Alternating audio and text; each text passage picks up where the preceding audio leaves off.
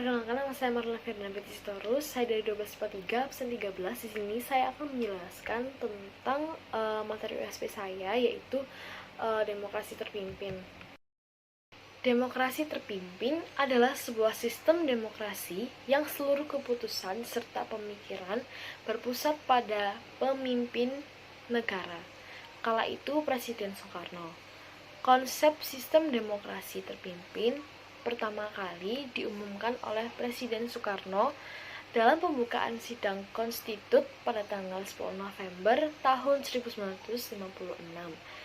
Demokrasi terpimpin menurut ketetapan MPRS nomor 8/MPRS/1965, yakni kerakyatan yang dipimpin oleh hikmat, kebijaksanaan dalam permusyawaratan yang berintikan musyawarah untuk mufakat secara gotong royong di antara semua kekuatan nasional yang progresif,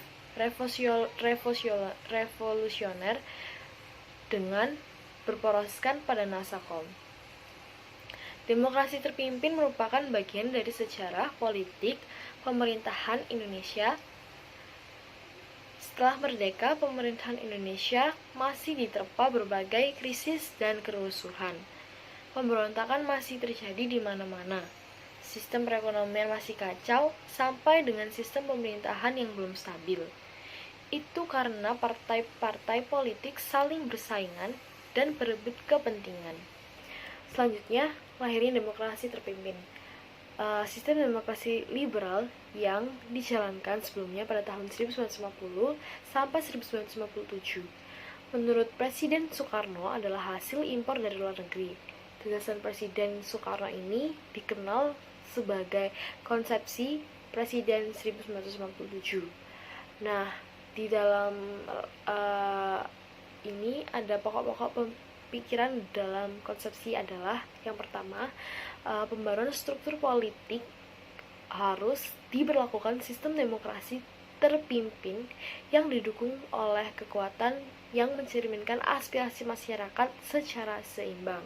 Dan yang kedua, pembentukan kabinet gotong royong berdasarkan perimbangan kekuatan masyarakat yang terdiri atas wakil partai politik dan kekuatan golongan partai politik baru, golongan fungsional atau golongan karya. Selanjutnya, pemberlakuan demokrasi terpimpin. Yang pertama, ada kondisi pemerintahan semakin terlihat tidak stabil, terlihat dari badan kinerjanya konstitut yang dibentuk untuk mendapatkan undang-undang baru guna mengganti UUD 1959. Persidangan pada tahun 1996 hingga 1999, badan konstitut tidak berhasil merumuskan undang-undang baru. Kondisi itu membuat Indonesia semakin buruk atau kacau. Yang ketiga, pada tanggal 22 April tahun 1999 diadakan sidang lengkap. Presiden Soekarno mengusulkan untuk kembali ke UUD 1945. Masa demokrasi terpimpin yang dicetuskan oleh Presiden Soekarno diawali oleh anjuran beliau agar undang-undang yang digunakan untuk menggantikan UUD 1950 adalah UUD 45. Namun, usulan itu menimbulkan pro dan kontra di kalangan anggota konstitut. Sebagai tindak lanjutan usulannya, diadakan voting yang diikuti oleh seluruh anggota konstitut. Voting ini dilakukan dalam rangka mengatasi konflik yang timbul dari pro kontra akan usulan Presiden Soekarno tersebut. Hasil voting menunjukkan bahwa 269 orang setuju untuk kembali ke UUD 45, sedangkan 119 orang tidak setuju untuk kembali ke UUD 45. Hal ini disebabkan oleh jumlah anggota konstitut yang menyetujui usulan tersebut tidak mencapai 2/3 bagian seperti yang telah ditetapkan pada pasal 137 UDS 1950, bertolak dari hal tersebut. Presiden Soekarno mengeluarkan Dekret Presiden 5 Juli, yaitu tahun 1959. Isi Dekret 5 Juli 1959 adalah tidak berlaku kembali ke UUD 1950, berlakunya kembali UUD 1945, dibubarkannya konstitut, pembentukan MPRS dan DPA. Latar belakang demokrasi terpimpin. Demokrasi terpimpin berlaku di Indonesia antara tahun 1959 sampai 1966, yaitu dari dikeluarkan Dekret Presiden 5 Juli 1959 hingga jatuhnya kekuasaan Soekarno. Latar belakang dicetuskan dalam demokrasi terpimpin oleh Presiden Soekarno, yaitu ada 3 segi keamanan. Bayangkan banyaknya gerakan partisi pada masa demokrasi liberal menyebabkan ketidakstabilan di bidang keamanan. Yang kedua dari segi perekonomian. Sering terjadinya pergantian kabinet pada masa demokrasi liberal menyebabkan program-program yang dirancang oleh kabinet tidak dapat dijalankan secara utuh. Nah, yang ketiga itu adalah segi politik. Konstitut gagal dalam menyusun UUD baru untuk menggantikan UUDS 1950. Selanjutnya ada ciri-ciri demokrasi terpimpin. Dominasi Presiden Soekarno berperan besar dalam penyelenggaraan pemerintahan. Terus yang kedua, terbatasnya peran partai politik. Yang ketiga, meluasnya peran militer sebagai unsur politik. Yang keempat, berkembangnya pengaruh Partai Komunis Indonesia. Tugas demokrasi terpimpin. Demokrasi terpimpin harus mengembalikan keadaan politik negara yang tidak stabil sebagai warisan masa demokrasi parlementer atau liberal menjadi lebih stabil. Demokrasi terpimpin merupakan reaksi terhadap demokrasi parlementer atau liberal. Hal ini disebabkan karena pada masa demokrasi parlementer, kekuasaan presiden hanya terbatas sebagai kepala negara, sedangkan kekuasaan pemerintahan dilaksanakan oleh partai. Pelaksanaan demokrasi terpimpin. Yang pertama ada kebebasan partai dibatasi. Kedua, presiden cenderung berkuasa mutlak sebagai kepala negara sekaligus kepala pemerintahan.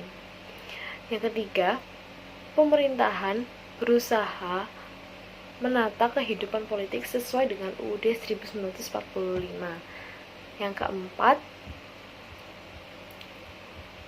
dibentuknya lembaga-lembaga negara antara lain ada MPRS, yang kedua ada DPAS, yang ketiga DPR-GR, dan yang keempat terakhir adalah Front Nasional. Selanjutnya, tujuan demokrasi terpimpin adalah 1. Memulihkan keadaan politik yang tidak stabil sebagai warisan dari parlemen atau demokrasi liberal menjadi lebih stabil lagi. Yang kedua, demokrasi terpimpin adalah reaksi terhadap demokrasi parlementer atau liberal. Ini karena selama demokrasi parlementer, kekuasaan presiden terbatas untuk menjadi kepala negara, sementara kekuasaan pemerintahan dijalankan oleh partai. Selanjutnya ada penyimpangan pelaksanaan demokrasi terpimpin. Penyimpangan ini pertama ada kedudukan presiden, kedua pembentukan MPRS, ketiga pembubaran DPR dan pembentukan DPR-GR, yang keempat pembentukan Dewan Pertimbangan Agung sementara, yang kelima ada pembentukan Front Nasional, yang keenam pembentukan Kabinet Kerja, yang ketujuh keterlibatan PKI dalam ajaran Nasakom, yang kedelapan adanya ajaran Resopim, yang kesembilan Angkatan Bersenjata Republik Indonesia, sedangkan yang ke-10 penataan kehidupan partai politik, sedangkan yang terakhir adalah arah politik luar negeri. Dampak demokrasi terpimpin.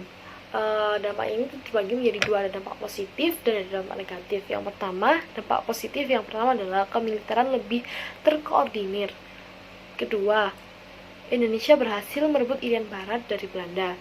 Yang ketiga, perebutan Irian Barat oleh Indonesia mendapat dukungan PKI. Sedangkan yang keempat, Indonesia menjadi pendiri gerakan non-blok. Sedangkan yang selanjutnya kita masuk ke dalam dampak negatif. Dampak negatif ini yang pertama